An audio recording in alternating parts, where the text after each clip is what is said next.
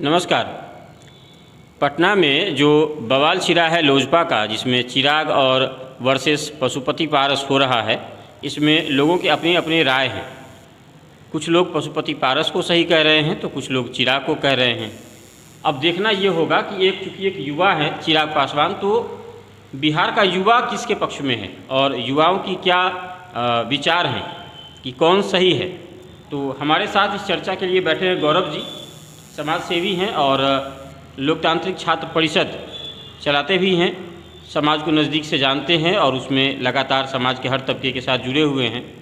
तो आपका क्या राय है, दोनों में से किसका पलड़ा भारी है? सबसे पहले तो आपके श्रोताओं को नमस्कार और आपका आभार जो आपने मुझे इस काबिल समझा, जो इस चर्चे में मुझे बुलाया।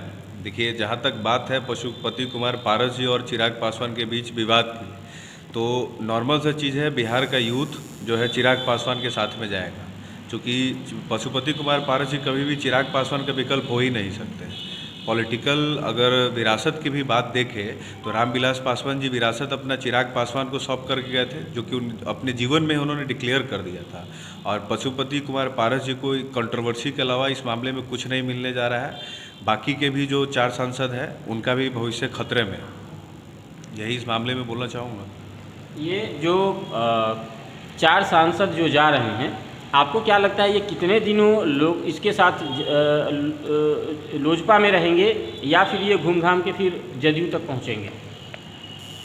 देखिए, मुझे तो लगता है ये तो पॉलिटिकल पूर्वानुमान नहीं, भविष्यवाणी नहीं की जा सकती कि किस पार्टी की तरफ जाएंगे, लेकिन लोजपा में इनका कैरियर ख़त्म है।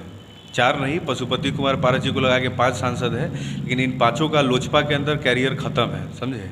और ये 5 सांसद, ये पॉलिटिकल कोई इनका बैकग्राउंड नहीं है। देखिएगा, पशुपति कुमार पारस जी का केवल यही पहचान है कि वो रामविलास पासवान जी के भाई हैं। तो अगर विरासत की बात कीजिएगा तो विरासत तो रामविलास पासवान जी ने अपने बेटे को सौंप करके चले गए। उसके बाकी बचे 4 सांसद हैं, उन लोगों का ग्राउंड लेवल और ज़मीनी राजनीति से दूर दूर तक लेना देना कुछ नहीं है। हम ही नहीं, बिहार की पूरी जनता, बिहार का पूरा युवा जानता है कि वो लोग तो सांसद बनने के लायक ही नहीं है। अब उनका भविष्य बिल्कुल अंधकार में है और लोजपा ही नहीं, जदयू ही नहीं, कोई भी पार्टी उनको अब अपने साथ रखना नहीं चाहेगी। मतलब आप ये मानते हैं कि बाकी के जो 4 सांसद हैं, पशुपति पारस जी को छोड़ के जो 4 सांसद हैं, जिनके दम पे पशुपति पारस अपने आप को भी बलशाली समझ रहे हैं, वो 4 सांसद हो सकता है कि इनको छोड़ के फिर वापस जदयू की तरफ भी आगे प्रस्थान कर जाएँ? बिल्कुल, उन लोगों का तो काम ही है। और इन 4 सांसदों में से एक सांसद का तो पॉलिटिकल इतिहास भी रहा है कि जदयू के नेताओं के दम पर चलते हैं, जिनकी बीना देवी जो वैशाली से जो लोकसभा सांसद है, समझिए तो इस पूरे प्रकरण में फंडर की भूमिका वही निभा रही होंगी, ऐसा कहा जा सकता है। वैसे फाइनली मैं दावा नहीं कर रहा हूँ।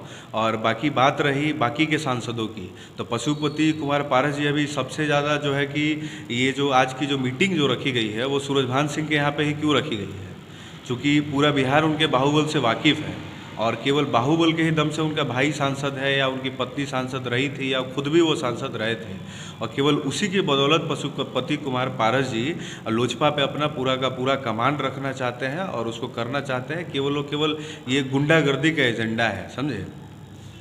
तो फाइनली आपको लगता है कि इस लड़ाई में अंततः विजयी कौन होगा? डेफिनेटली चिराग पासवान जी इसमें विजयी होंगे। लेकिन इसके साथ सवाल ये भी है कि अब चिराग पासवान को समझना पड़ेगा कि जो गलती वंशवाद और पूंजीवाद की उनके पिताजी ने की, अब बिहार का युवा उनसे एक्सपेक्ट नहीं करता है। उनको कुछ अलग इनिशिएटिव बिहार की राजनीति में लेना पड़ेगा। बिहार का युवा उनको संघर्ष करते हुए देखना चाहता है। एक चिराग पासवान जी होनहार युवा है, बिहार के भविष्य भी है अगर संघर्ष करते हैं तो, और हम सभी युवा, पूरे यूथ बिहार के, उनको संघर्ष करते हुए देखना चाहेंगे। आपको जैसे चिराग पासवान जी बीजेपी के हनुमान कहे जा रहे थे और उन्होंने एक अंधभक्ति जो है वो बीजेपी के प्रति की, आपको क्या लगता है इनका ये सोचना कितना सही था? बिल्कुल गलत था, डेफिनेटली गलत था। बीजेपी एक ऐसी पार्टी है जिसका प्रोपेगेंडा ही है, काम ही प्रोपेगेंडा फैलाना है, और बीजेपी का काम ही छोटी छोटी पार्टियों को ख़त्म करना है।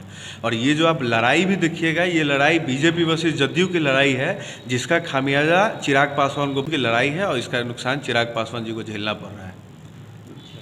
तो मतलब अल्टीमेटली ये चीज़ें क्लियर हुई कि देश का जो छात्र है, जो युवा है, वो सपोर्ट कर रहा है, वो कहीं ना कहीं अपना जो है सहानुभूति वो रखता है चिराग पासवान के साथ। बिल्कुल, नो डाउट, इंटेलेक्चुअल युवा, बिहार का पूरा युवा छात्र चिराग पासवान के साथ है। बिहार ही नहीं, पूरे देश का, जैसा आपने कहा, 100% चिराग पासवान जी के साथ। कितना आप मतलब एक अंदाज़ा लगाते हैं कि चिराग पासवान एक आने वाले दिनों में एक अच्छे नेता बन सकते हैं? देखिए, फिर मैंने पहले ही कहा था कि राजनीति में पूर्वानुमान लगाना सही नहीं होता है, लेकिन विधानसभा चुनाव में जो उनका एक स्टेप था, बिहार फर्स्ट और बिहारी फर्स्ट, वो बहुत ही अच्छा इनिशिएटिव उन्होंने लिया था। बिहार के अंदर जो गठबंधन की राजनीति जो है, जो तथाकथित राजनीति जो पिछले 30 सालों से बिहार में चलते आ रही है, उससे अलग हट के चिराग पासवान ने एक स्टेप लिया था। लेकिन उसके बाद कहीं ना कहीं जा कर के, हालांकि उनकी तबीयत भी खराब थी, लेकिन वो सो गए थे यूँ कहे तो, लेकिन अब ये उनको समझना पड़ेगा और संघर्ष करना पड़ेगा। और जैसा स्टेप उन्होंने विधानसभा में लिया था, वैसा ही कुछ स्टेप उन्हें बिहार की राजनीति में कुछ नया करके दिखाना चाहिए, और उम्मीद है कि करेंगे ही। क्योंकि विधानसभा में उन्होंने इतना बड़ा रिस्क लिया एनडीए से अलग हट करके, तो आगे भी उम्मीद है कि वो करेंगे बिहार के युवाओं के लिए, और बिहार का युवा उनसे पूरे तन मन के साथ जुड़ेगा। तो ये आप देख रहे थे कि बिहार के युवाओं के क्या विचार हैं चिराग वर्सेस पशुपति पारस के संबंध में। और भी चीज़ें हम लेकर के आते रहेंगे। मेरा नाम नीरज और कैमरे के पीछे आनंद है, और आप द फोकस देख रहे हैं। धन्यवाद।